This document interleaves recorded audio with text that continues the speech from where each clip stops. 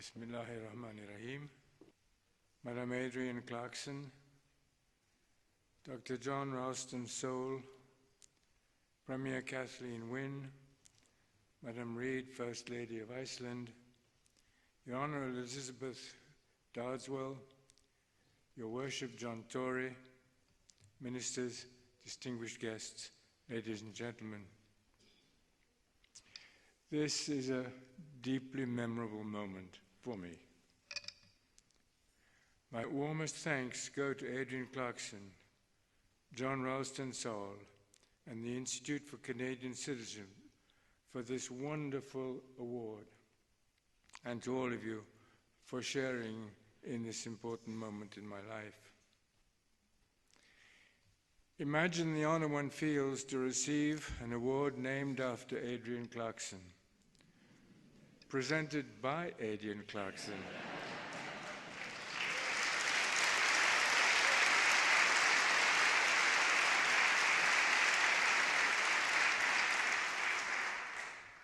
And dedicated to the ideals of which Adrienne Clarkson is such a leading example.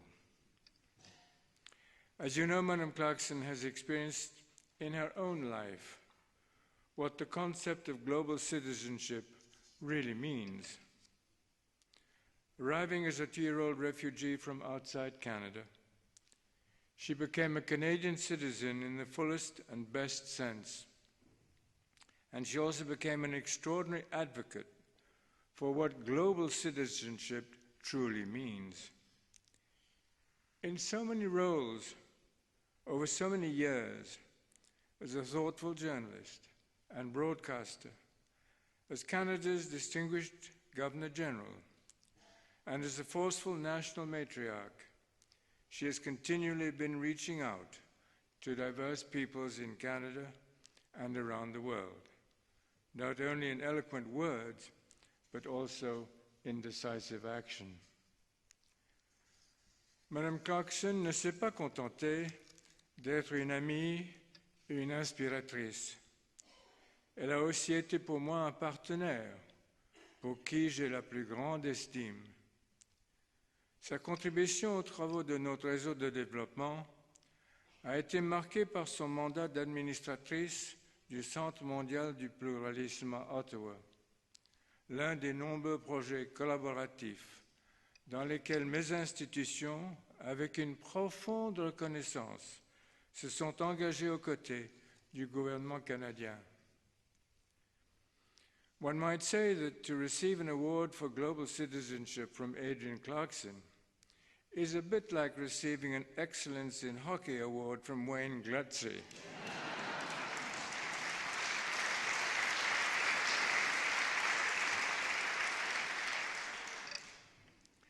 As for the concept of global citizenship, that was something I began to think about seriously when I became the Imam of the Ismaili Muslims almost 60 years ago.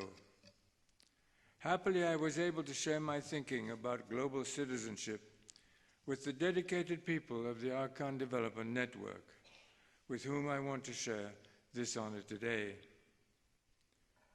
What we learned from the very start was that in advancing our development agenda, we would require to respect the immense diversity of ethnicities, of languages, of cultures, of faiths, of philosophies. In short, we learn to embrace the values of global citizenship. As we discuss this concept in the spirit of pluralism on which it rests, it is only realistic, in my view, to acknowledge an increasing frustration concerning the pluralism story. We talk sincerely about the values of diversity, about living with complexity. But in too many cases, more diversity seems to mean more division, greater complexity, more fragmentation, and more fragmentation can bring us closer to conflict. The stakes seem to be getting higher as time goes by, but so do the obstacles. And that is why I will focus my brief remarks today on the continuing challenges to the ideals of global citizenship. One enormous challenge, of course, is the simple fact that diversity is increasing around the world. The task is not merely learning to live with that diversity, but learning to live with greater diversity with each passing year. One aspect of this changing reality is the challenge of human migration. More people are moving, willingly and unwillingly, across national frontiers than ever before. In country after country, the migration question is a central issue of political life. Often it is the central issue.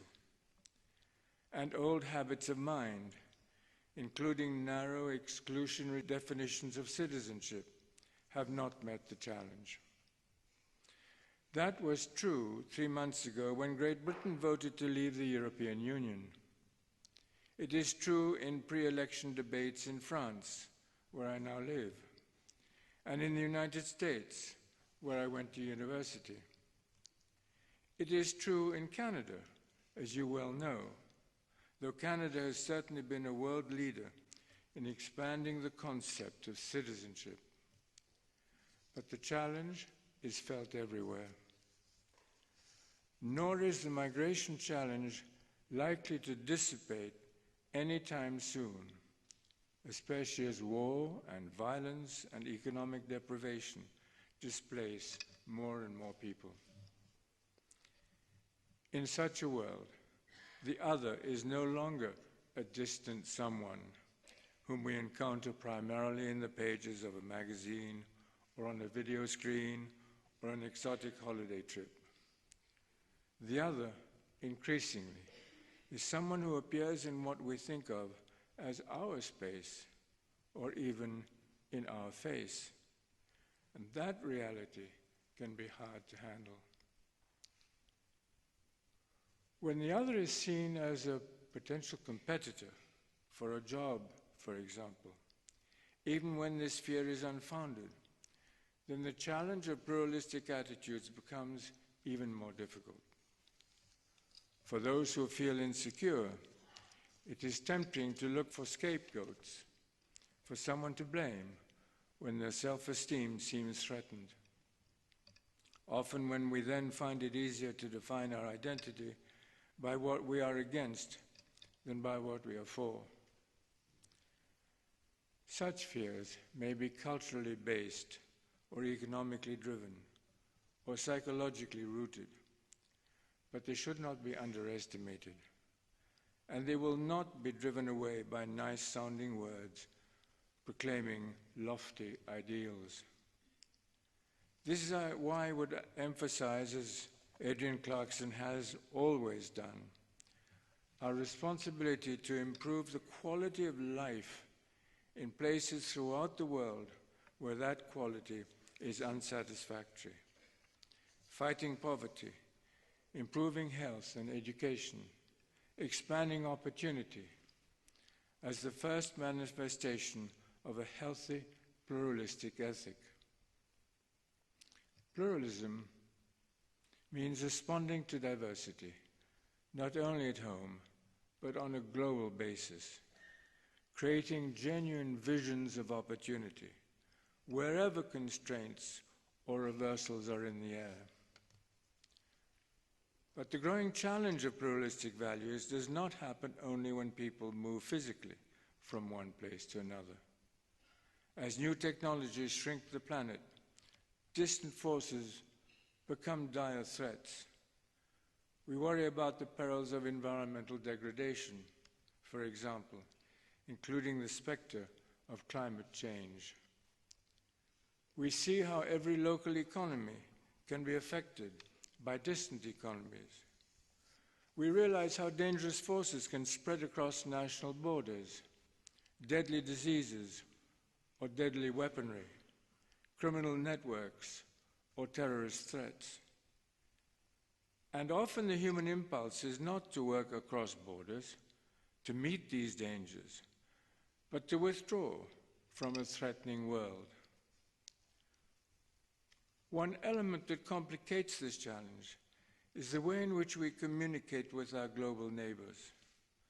We think sometimes that the new technologies can save us. If we can connect faster, at lower cost, across greater distances, with more people, just think what could happen.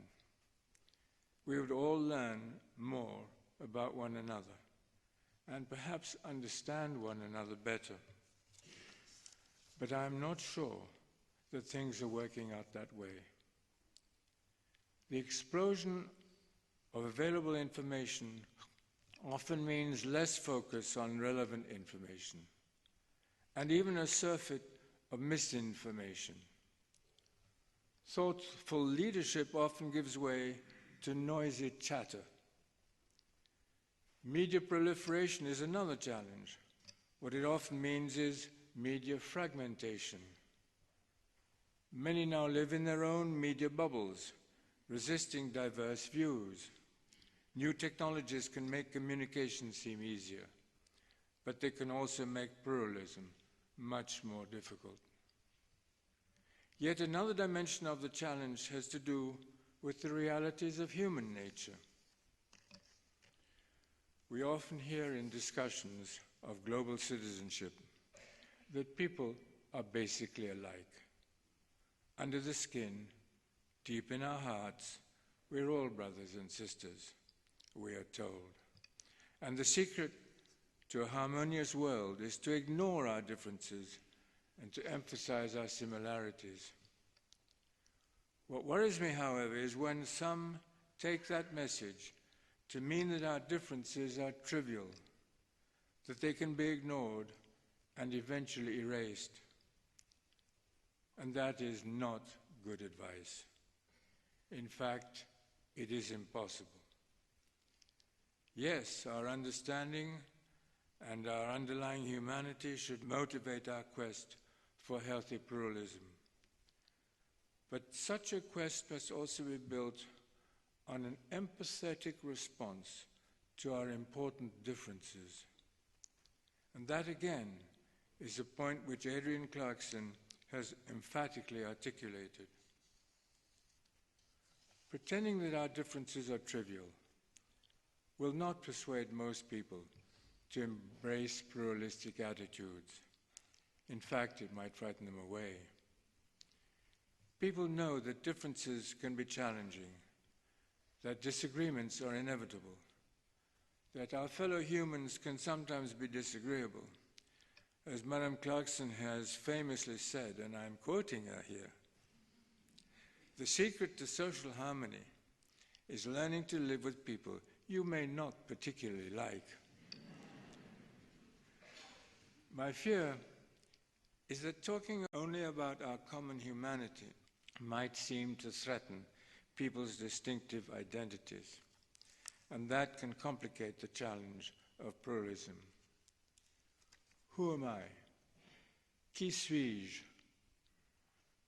We all must pose that question.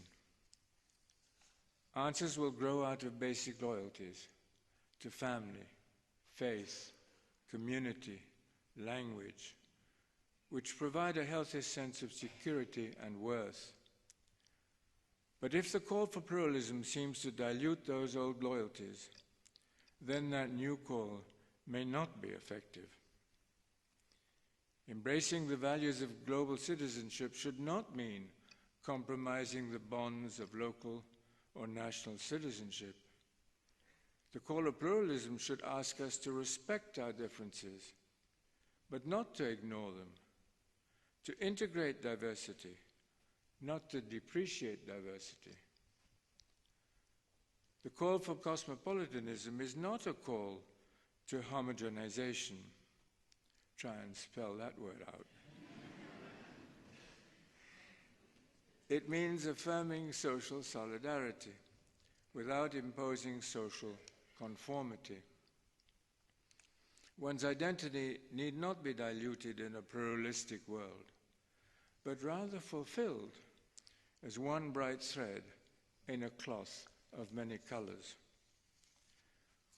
When Adrienne Clarkson gave the Massey lectures on CBC 2 years ago, she used a phrase that became her book's title, Belonging, the Paradox of Citizenship.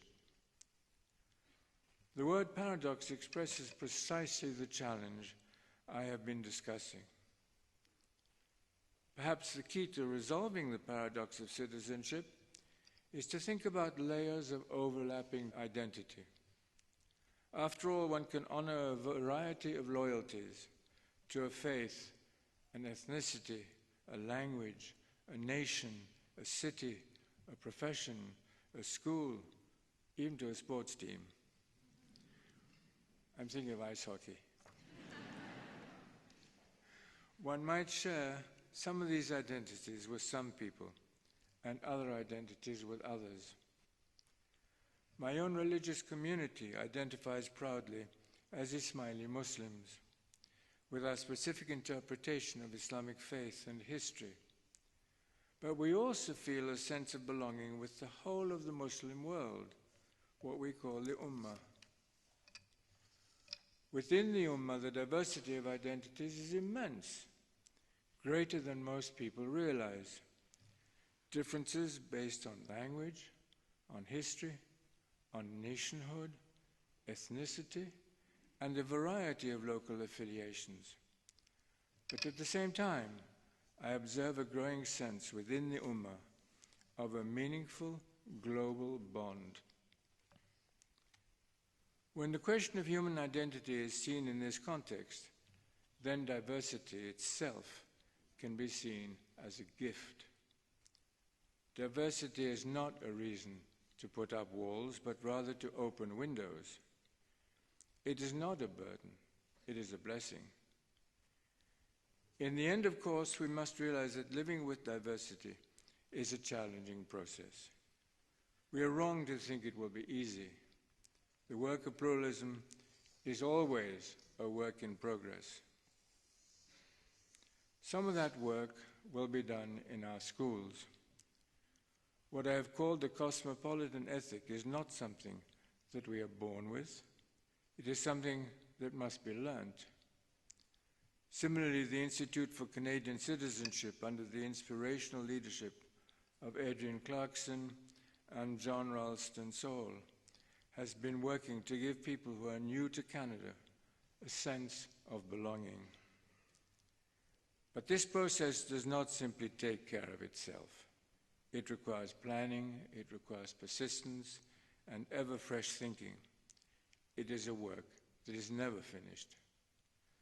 Finally, advancing the cause of global citizenship is not only a matter of building healthy, diversified societies, but also of maintaining them. Inevitably, new challenges will arise. Canada's Chief Justice, the Right Honourable Beverly McLaughlin, spoke of such challenges last year when she delivered the annual lecture for our Global Centre of Pluralism. She spoke of how a cosmopolitan society needed continually to sort out the balance between healthy diversity and social cohesion. To do that well, she said, required a respect for human dignity, strong legal institutions, and a pluralistic institutional environment. For me, the latter strength implies a broadly diversified civil society, a healthy array of private organizations that are dedicated to public purposes. For pluralism to thrive will require the successful integration of diverse institutions and diverse leadership. These are just a few thoughts as I look to the future of global citizenship. The challenges in some will be many and continuing. What will they require of us? A short list might include these strengths: a vital sense of balance, an abundant capacity for compromise, more than a little sense of patience, an appropriate degree of humility, a good measure of forgiveness, and, of course, a genuine, welcoming, of human difference. It will mean hard work. It will never be completed, but no work will be more important. Thank you.